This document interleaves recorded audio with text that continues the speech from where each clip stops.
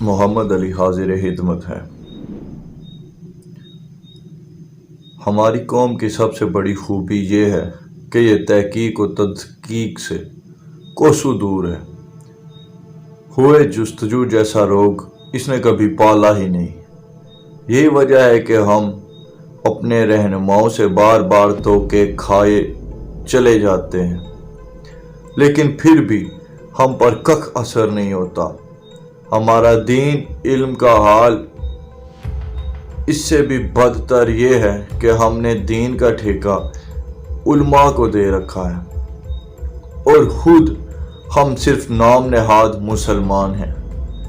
لاڈلے نے کہا کہ جو مجھے ووٹ نہیں دیتا وہ شرک کرتا ہے۔ گویا 70% پاکستانی مشرک ہیں، کیونکہ 2018 کے انتخابات میں 70% ووٹ لاڈلے کے خلاف پڑے تھے۔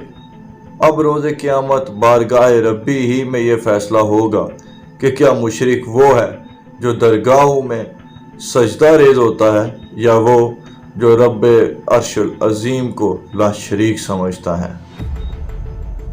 کوئی لاکھ سر مارے کہ لاڈلا سوائے جھوٹ کے کچھ نہیں بولتا، اور پاکستان کی تاریخ میں اس سے زیادہ کوئی کرپٹ نہیں، لیکن لاڈلے کے پیروکار نہیں مانیں گے، کیونکہ وہ تحقیق و تدقیق سے عاری ہیں۔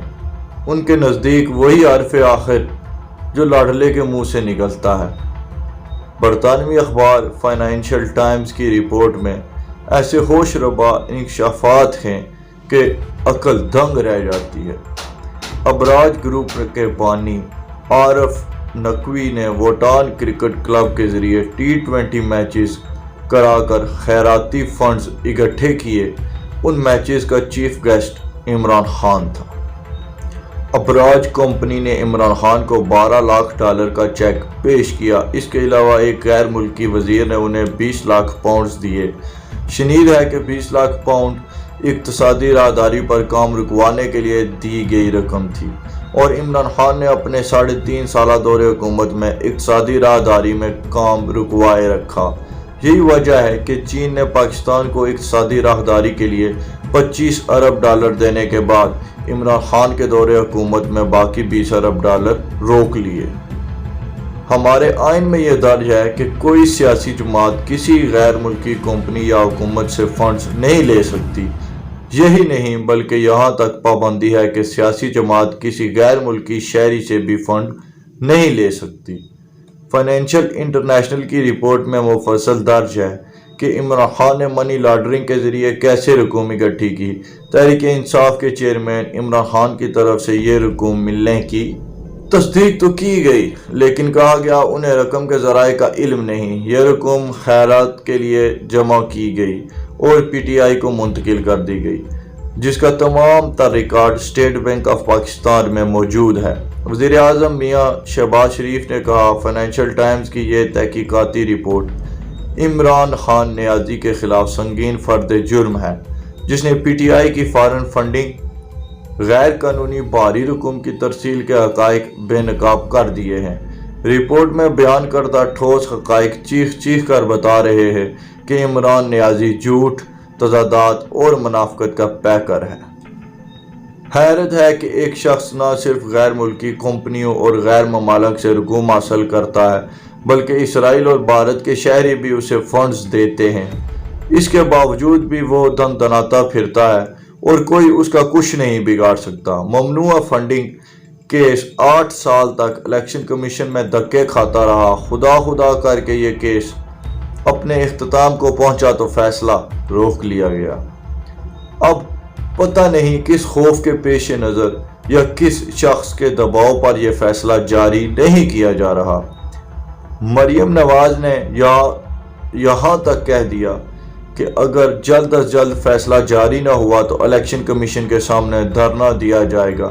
کیا الیکشن کمیشن دھرنے کے انتظار میں ہے؟ رانا ثناء اللہ نے کچھ غلط نہیں کہا تھا۔ حقیقت یہ ہے کہ 2017 سے جوڈیشل مارشل لا لگا ہوا ہے۔ اسی جوڈیشل مارشل لا کے تحت میاں نواز شریف کو محض ایک اقامہ کی بنیاد پر 28 جولائی 2017 کو تاحیات نااہل کیا گیا۔ 20 فروری 2018 کو اس وقت کے چیف جسٹس میاں ثاقب نثار کی سربراہی میں جسٹس عمر عطا بندیال اور جسٹس اعجاز الاحسن پر مشتمل 3 رکنی بینچ نے میاں نواز شریف کو نواز لیگ کی صدارت سے بھی نااہل کر دیا۔ چیف جسٹس نے کہا، پارٹی سربراہ اہم ہوتا ہے اور اسی کے گرد ساری چیزیں گھومتی ہیں، اس لیے نواز شریف کا نام بطور پارٹی صدر 28 جولائی 2017 سے ختم سمجھا جائے۔ پھر آرٹیکل 63A پر 17 مئی 2022 کو چیف جسٹس عمر عطا بندیال کی سربراہی میں سپریم کورٹ کا فیصلہ آیا کہ کسی منحرف رکن کا ووٹ شمار نہیں ہوگا۔ یہ سریان غیر قانونی فیصلہ تھا جس پر 5 رکنی بینچ کے 2 ارکان مظہر عالم میاں ہیل اور جمال الدین مندوہیل نے اختلافی نوٹ لکھا اور اس فیصلے کو آئین کو نئے سرے سے لکھنے کی کوشش قرار دیا۔ سابق جسٹس شوکت صدیقی نے لکھا، سپریم کورٹ نے 25 ارکان کو ڈی سیٹ کر کے آئین کو ری رائٹ کر دیا۔ یہ فیصلہ دراصل امجد شہباز کو پنجاب کی وزارت اعلیٰ سے ہٹانے کے لیے کیا گیا تھا۔ جب 25 ارکان ڈی سیٹ ہو گئے تو سپریم کورٹ نے حکم دیا کہ 17 جولائی کو پنجاب اسمبلی کے ضمنی انتخابات کے بعد 22 جولائی کو دوبارہ انتخاب ہوگا۔ جب 22 جولائی کو پنجاب اسمبلی کا دوبارہ اجلاس ہوا تو مسلم لیگ کاف کے صدر چوئی شجاعت حسین نے ڈپٹی اسپیکر کو خط لکھ دیا کہ ان کی جماعت کے 10 ارکان حمزہ شہباز کو وزارت اعلیٰ کا ووٹ دیں گے۔ ووٹنگ کے بعد ڈپٹی اسپیکر دوست محمد مزاری نے سپریم کورٹ کے حکم کے عین مطابق کاف لیگ کے 10 ارکان کو نااہل قرار دیا کیونکہ انہوں نے حمزہ شہباز کے بجائے وزارت اعلیٰ کے دوسرے امیدوار پرویز الہی کو ووٹ دیے تھے۔ یوں حمزہ شہباز ایک دفعہ پھر وزیر اعلیٰ بن گئے۔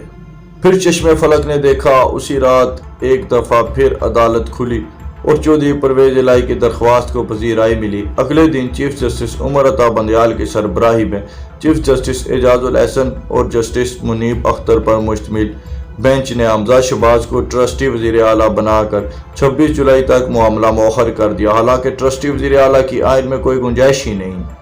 26 جولائی کو اتحادیہ جماعتوں، ڈپٹی اسپیکر حمزہ شہباز اور بار ایسوسی ایشن نے چیف جسٹس صاحب سے فل کورٹ بنانے کی استدعا کی، لیکن یہ استدعا نامنظور ہوئی اور اسی مخصوص بینچ نے 27 جولائی کو یہ فیصلہ دیا کہ کاف لیگ کے 10 ارکان اسمبلی کے ووٹوں کو شمار کیا جائے گا۔